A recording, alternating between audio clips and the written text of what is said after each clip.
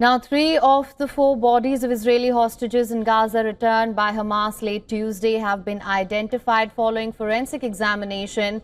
However, the identity of a 4th body returned by the Palestinian group is yet to be confirmed. IDF says Hamas has returned one of the bodies, which is not of a hostage, but is believed to be of a Gazan.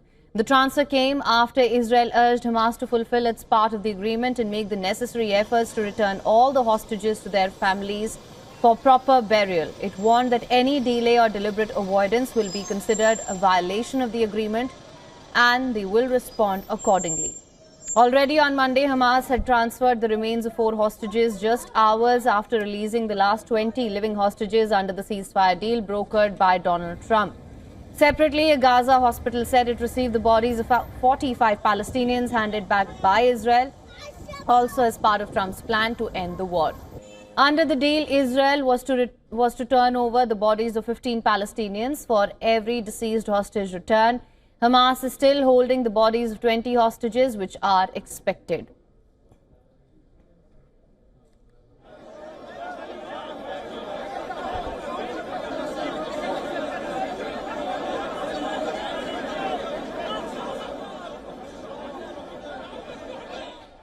Now, demonstrators gathered in Tel Aviv to celebrate the liberation of all living hostages and demand the return of the remains of the dead hostages still held by Hamas. Israel has said that it will only allow half the agreed number of aid trucks into Gaza starting Wednesday, according to a note seen by Reuters and confirmed by the UN. Over slow release of hostage bodies, Trump in a post on social media said the job is not yet done. The dead have not been returned as promised, but added phase 2 begins right now. Among the key issues is, of course, the disarmament of Hamas. Trump said US will disarm Hamas if the Palestinian group refuses to do it themselves, adding that it could be done violently if needed. This while Hamas is tightening its grip on Gaza, launching a crackdown and executing alleged collaborators. The Palestinian group published a video on its official channel showing the street execution of 8 blindfolded and kneeling suspects, branding them collaborators and outlaws.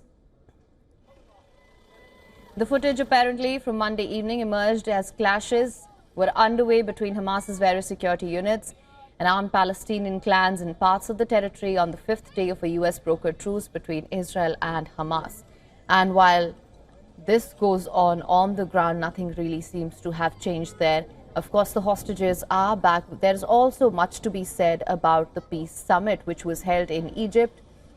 Saudi and Emirati rulers' no-show at Sharm el-Sheikh also is perhaps a sign of tensions with Egypt over this Gaza peace plan, and also that leads to bigger questions about whether this plan can go forward and will be effective or not. The second phase is really where everything will reveal itself. For more on this, we're now being joined live by Dr. Wael Awad. He is an international journalist and distinguished West Asia advisor. Thank you so much for joining us on the broadcast. Thank you for having me. Thank you. Now, of course, you must have seen all that went down at the Gaza Peace Summit in Egypt in Sharm el-Sheikh. Big questions now over the no-show by Emirati and Saudi rulers. What is your assessment of this? Well, I think there are lots of problems within the peace deal itself from Trump, because we do not know exactly what is this peace deal is all about. All we know that it halted all the operations have taken place by the Israelis, and the Palestinians have handed over, Hamas handed over the prisoners. There are 20 points, there are 3 phases of this peace plan, and some of the Arab countries are not happy even of Hamas of taking place any role in this event. Secondly, also because of the Abraham Accord, where the President Trump trying to put pressure on certain Arab countries and ignoring the loss of the Palestinian people. This has also left a huge resentment in the Arab street, that you cannot just focus only on the Israelis prisoners that they have been released by the Hamas, the hostages, but also there were 11,100 Palestinians still it is under the Israelis' detention, and only 2,000 almost been released, and nobody talking about the death and the destruction of total of Gaza Strip and what's going on the West Bank. So all these issues also leaves open door for the United States to address it if they wanted a real and durable peace in the region. No one can force peace on any side. Right now, when we speak about real and durable peace, of course, there are two main things here. One is, of course, the disarmament of Hamas. Everything seems to be contingent on that. Second, of course, the very important question of statehood, which has been very conveniently left out of this 20-point peace plan. Do you think without actually addressing and really addressing these issues, we can see this peace plan be effectively implemented?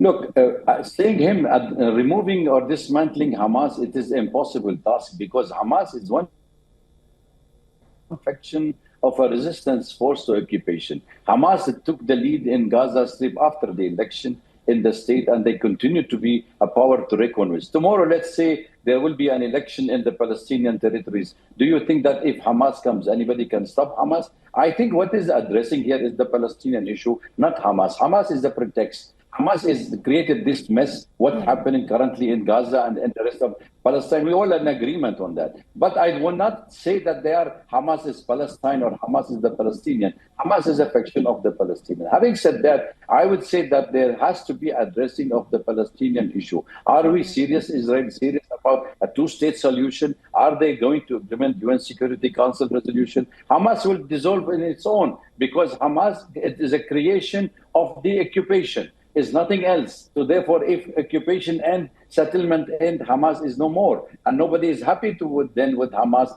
leading anywhere, neither in Gaza nor in the other territory. What we need at the moment is a unification of all the Palestinians under one authorities that can take these issues of the challenges that facing the Palestinian issue, rather than giving the administration of Gaza to a mandate like the British mandate they have done in the prior post-colonial war, Second World War, and then we have now Tony Blair, the former prime minister, taking lead. So this is an issue. We should not allow foreign intervention in the affairs of the Palestinians. Let them settle their house in order. Then we can talk of the other side of the story. The second part, what we require at the moment is a humanitarian aid. We require at least a 2,000, 1,000 convoy a daily to meet the requirement of the Palestinians. What we are getting is restriction of passage of the humanitarian aid because there are lots of, a violation of the deal, or even the peace deal between Israel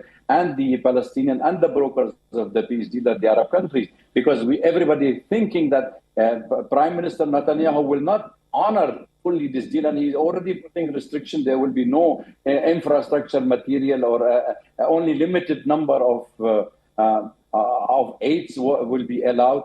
Thirdly, which is more important, now they're attacking even the houses of those prisoners who have been released. Some of the prisoners been released from the Israeli jail in West Bank has been expelled either to Gaza or they're expelled into Egypt. So then you look at the situation on the ground. You are creating more of fundamentalism inside the Palestine against occupation. So if Hamas you remove, you'll have thousands of Hamas inside Palestine.